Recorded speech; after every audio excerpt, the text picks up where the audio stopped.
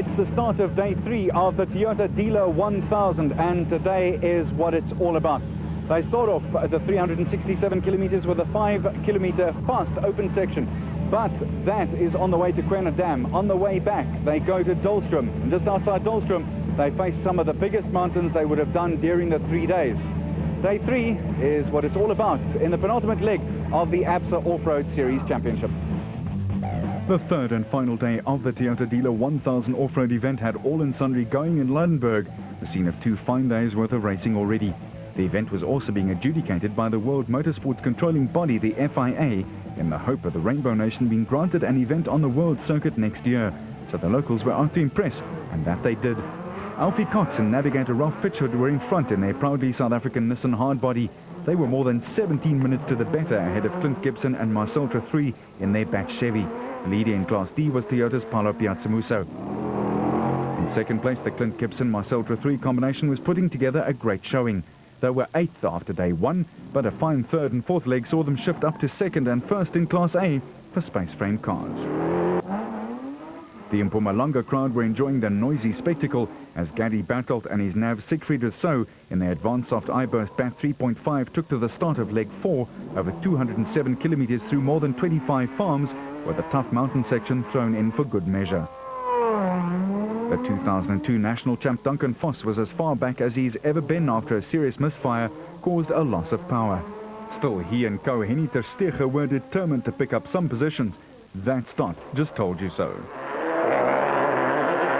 Mark Corbett and Jean Moore were 8th in Class A and were piloting their Century Properties Development's car up the field.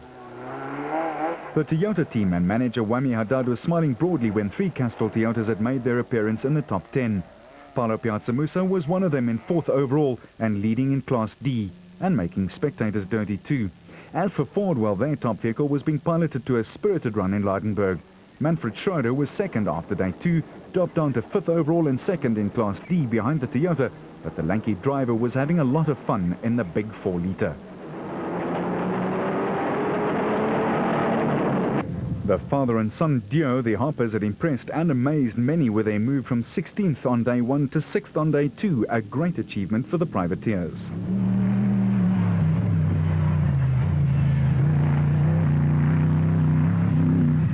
The crew in 8th place overall was Cronje and Houghton. They had gearbox problems which then resulted in a burnt clutch, but some fine work by their crew got them back on track and back in the Toyota Dealer 1000.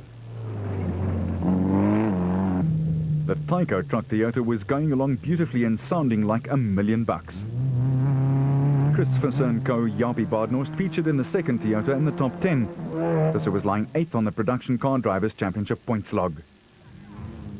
Henry Zermatten and Bodo Schwegler were well on their way to extending their world record run of consecutive finishes. The Mastercraft Ryobi Mitsubishi was just rolling along like it was a leisurely Sunday afternoon drive. The Motorrad racing teams Evan Hutchinson and Vincent Horn had started in lucky 13th place, but had whittled away and were leading the B class by a healthy margin. Hutchinson's crew had done a complete prep on the car again after day 2 and had it race ready for the final push. Clearly, it was worth the all-night effort. Another family combination, this time the Walks Robert and Gareth in their Super Pave Chenoweth were going like the proverbial Boeing. Overnight they'd slotted into the 10th place, but had already picked up 1 position. Terence Marsh and his navigator Michael Whitehouse in the Nasho Mobile BAT. Whitehouse is the leader in the co-drivers national championships. Despite fan belt trouble, they were picking up positions wildly and the fans loved it. Bevan Bertelt and co Nick Salomalala had puncture troubles on day 2, and yes, the wind was taken out of their tyres again on day 3. Bertelt is known for not holding back, so the I-Burst BAT knew all about it. Corbett and Moore were 28th overall, but that's where it ended. They were going well up to the 60k mark of the 4th leg, and then things started sounding decidedly wonky in the BAT. A left arm broke, and that was the end of the road for them.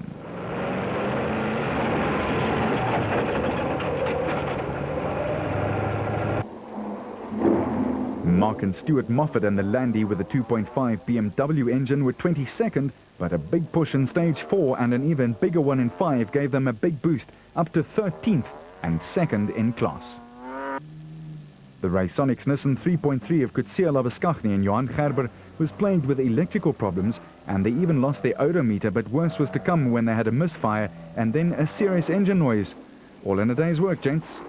The team of Naim Mosaji and Moti Nazim in their space frame car started off in 35th place after day 1, moved to 18th on day 2, but took more than 11 hours to complete the 4th and 5th stages with mechanical trouble. Rundle and Lawrenson were smooth, but a mere 50 k's from the finish they were forced to stop due to a lack of fuel pressure. Meanwhile, life's pressures kept these folks busy, as it always does. Nick Gosler and George Bowie in their Kopenhagen Hotel Super Team Racecar Porsche was 33rd overall, but a fine drive by them saw the biggest move of the day, from there to 20th place. At the designated service point after 207 k's with a visit through Dahlstrom, it was Alfie Cox and co-driver Ralph Pitchford who extended their lead by more than 15 minutes through some fine concentration and good car handling on the rougher terrain. The Nissan Motorsport crew is well oiled, and here in temperatures touching the 30-degree mark, they were doing their thing and doing it well. One crew that wasn't exactly over the moon was the Advansoft team of Gary Bertelt and Siegfried Rousseau. They had tyre troubles.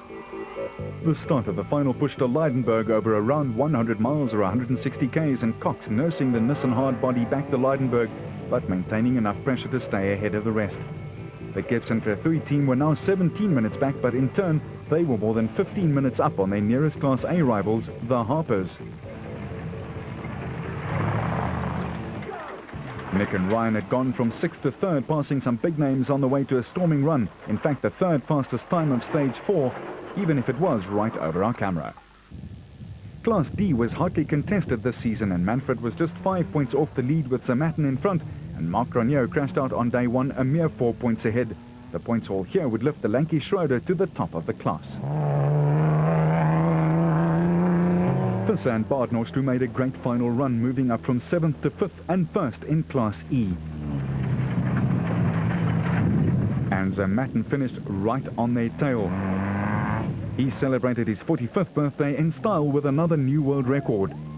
Now with Granier Houghton, and Mark will be gated for a while for this. Through gate, you turn hairpin right through a second gate. Narrow. 200. Through gate. Through gate. Look.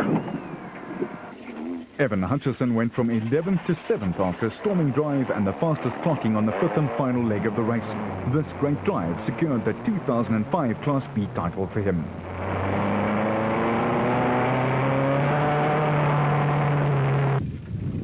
Ernest Corbett and Warwick Goosen in the Audi 1.9 engine Century Property Developments bat were very consistent, and but for one puncture had a picture-perfect ride all the way home.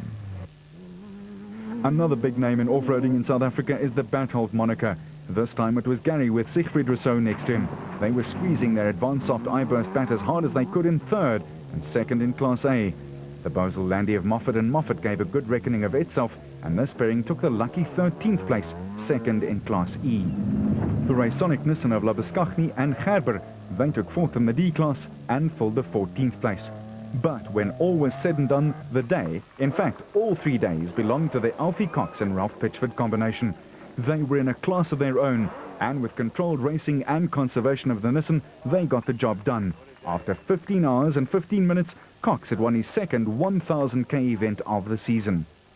Second went to Gibson and Trethui in the Gibson Plant Hire bat. They were almost 20 minutes behind Cox. But to the victors the spoils, and the Nissan driver and his nav weren't just a little happy about their big win. It also meant that the Dio went to the top of the overall log ahead of teammate Grobler and Jordan.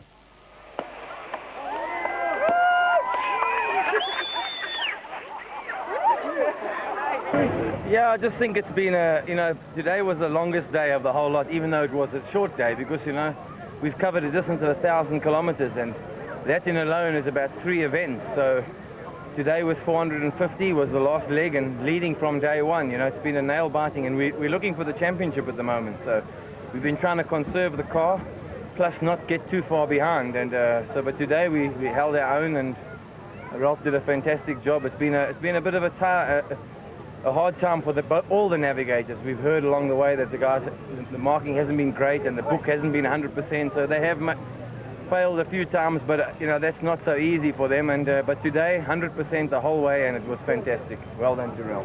You dropped back into second spot for a while there. Tell us what happened. Basically, we lost reverse gear as soon as we left the DSP today, and we overshot the corner, and I had to jump out and push the car back, but it was too heavy, so Alfie helped me. We got going again, and then we overshot another turn, and we had to go quite a few Ks up the route along this corridor before we could turn around and get back.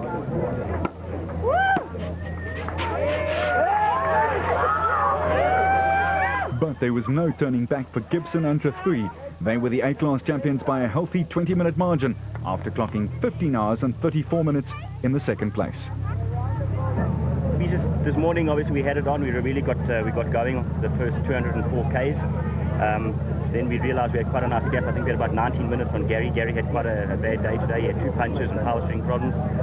So on the second lap, we managed to take it easy. But the track was fantastic. The car, unbelievable, and the preparation, 10 out of 10. Schroeder, with bonnet askew, brought it home in fourth, limping ever so slightly due to a broken shock tower. Still, he could hardly wipe the smile off his face. The Motorrad boys were ready to welcome their team home. Hutchison and Horn had taken 7th overall and won Class B, which meant that the championship was theirs. And do you think he was happy?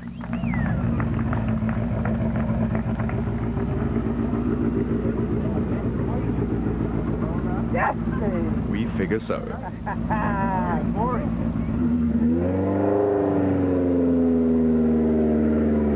Today we've managed to come first in Class B, which has given us the Class B championship for the year. We've also come third special vehicle, fifth car overall, which is quite a good result for a little Class B car in such a mammoth event. So we're very, very happy for us, and even more so for our sponsors, Motorrad. Even more mammoth was that officials from the World Motorsport governing body, the FIA, visited and observed during the race to ascertain whether South Africa could host a World Cross Country Championship on the calendar in 2006. Derek Ledger is the Cross Country Commission president. You've got the terrain, first of all, which is what we need, a variety of terrain which presents a challenge to the crews. And you've got the will with the organization and the ASN, the National Sporting Authority. Everybody's very keen for this, and from the FIA point of view, we're also keen to see new parts of the world, because we have 3 or 4, shall I say, events in the World Cup at the moment, which are very similar in character, huge sand dunes and similar conditions. So this will be an ideal event. It's on the calendar for next year as part of the World Cup, subject to a favorable assessment today, which I think, excuse me, I think we can guarantee that, because from what I've seen and our observer who's just been speaking to you, I think we're very encouraged. Okay, there's a lot of work to do, several changes that need to be made, but it's all there, and then the will is there, which is the main thing, I think. And China will be coming in as well, so 1 or 2 new countries to represent the world rather than just the glorified European perception as it's been at the moment. I think it's excellent. No, I'm very encouraged by my visit, and I'm pleased to have been here. The signs are encouraging, and for the sport of off-road in South Africa and for the continent, let's hold thumbs.